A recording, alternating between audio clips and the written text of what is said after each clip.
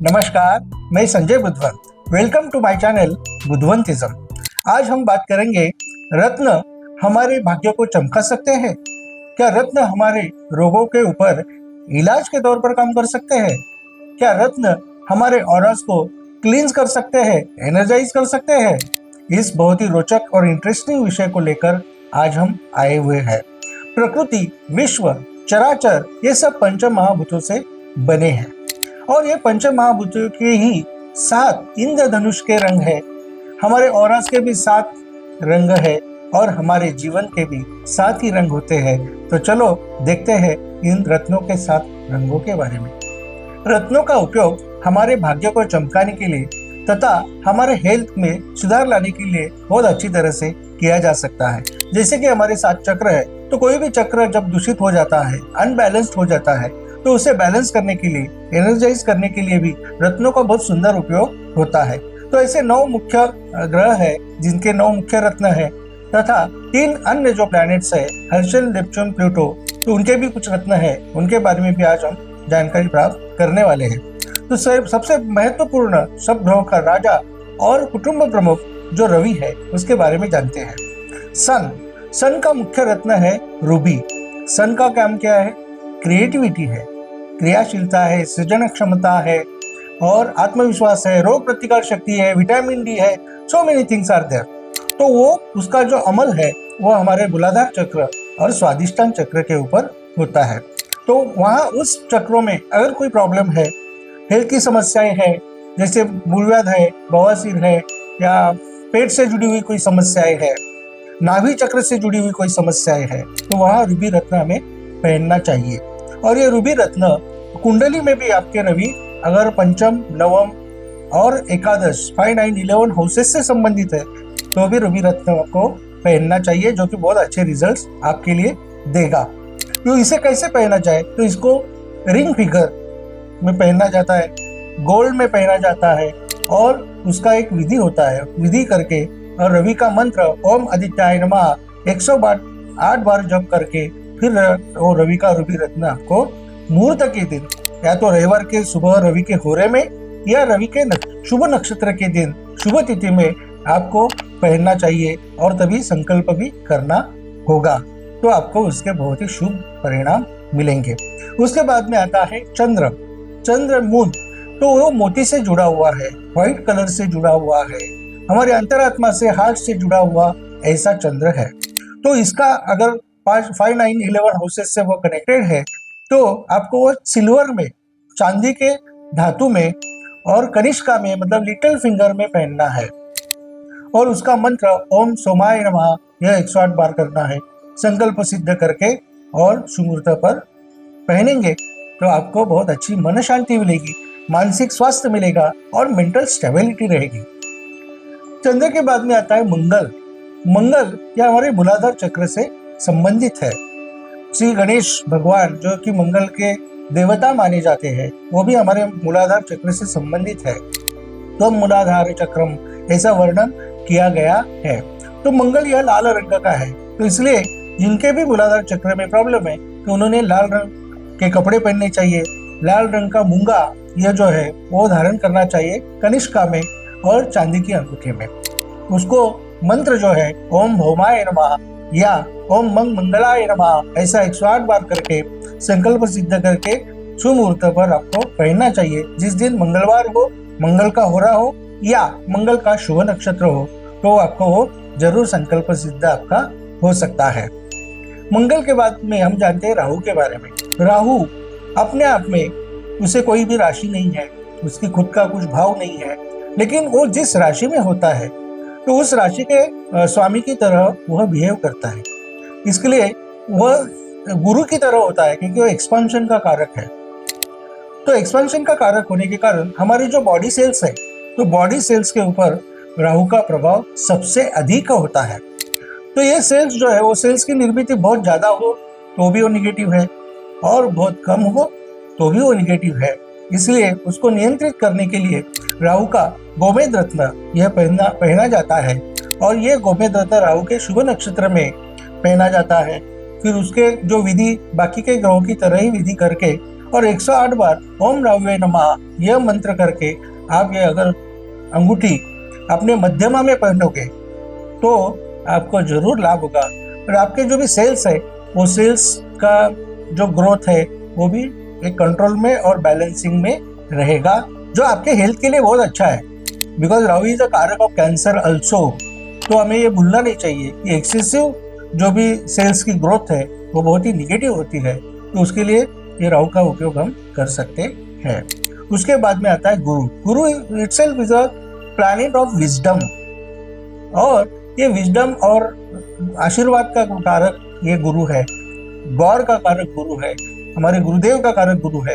तो ये गुरु का जो रत्न है वो है येलो सफायर, जो कि हमारे मणिपुर चक्र से संबंधित है।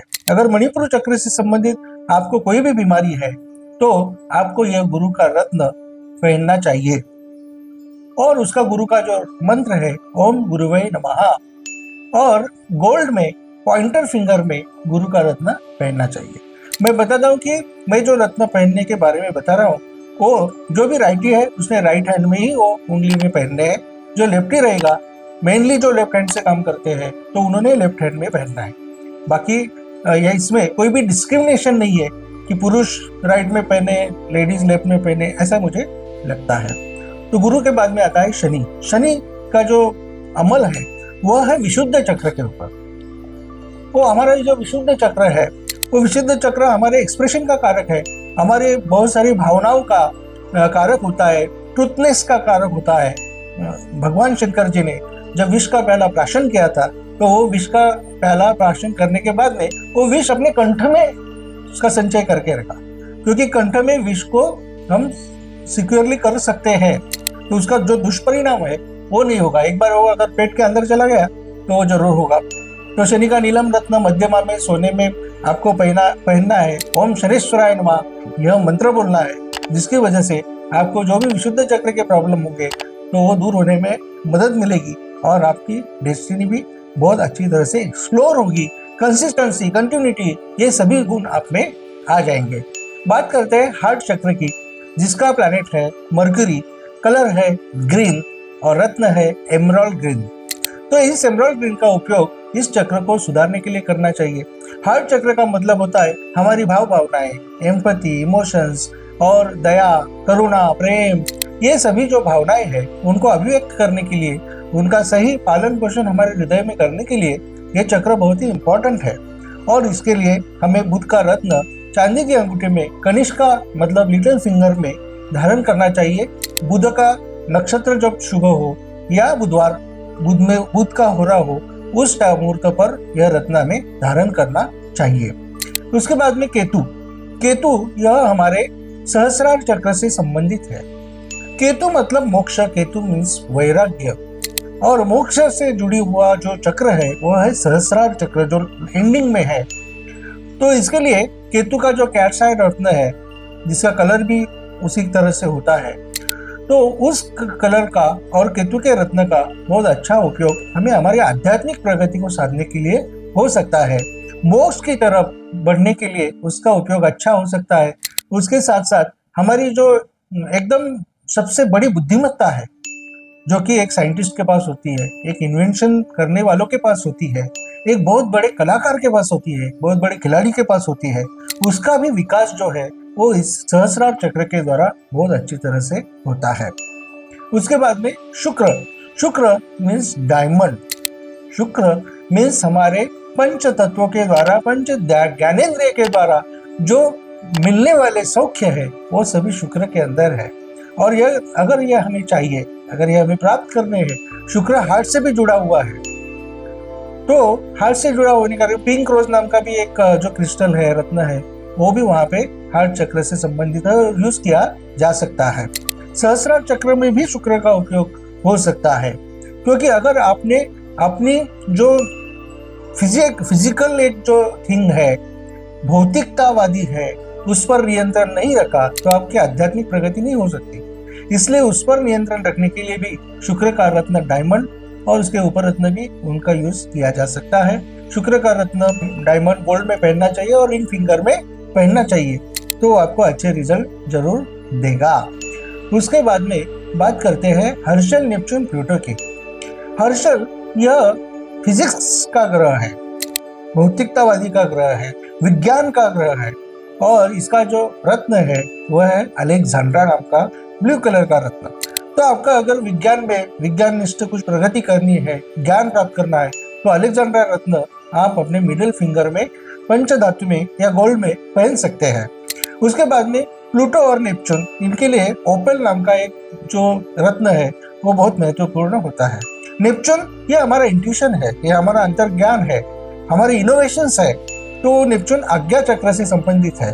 प्लूटो भी हमारा आज्ञा चक्र से संबंधित है, और गुरु ग्रह भी आज्ञा चक्र से संबंधित होता है। स्पेशली व्हाइट सफायर नाम का जो गुरु का रत्न है वह हमारे आज्ञा चक्र का विकास करने के लिए बहुत महत्वपूर्ण होता है, और ओपेल भी महत्वपूर्ण होता है। तो आज्ञा चक्र हमारा थर्ड आई है, ज्ञान की तीसरी दृष्टि है, तो उसको ओपन करना है तो हर्षल, नेपच्यून, प्लूटो का बहुत अच्छा उपयोग हम कर सकते हैं, और जिसकी वजह से हमारी एकाग्रता बढ़ेगी, हमारा ज्ञान का जो भंडार है पूरा हमारे लिए ओपन हो जाएगा, और हम सही रास्ते पर आगे बढ़ पाएंगे।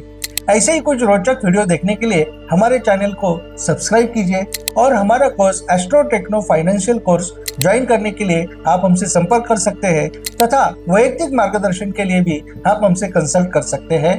धन्यवाद।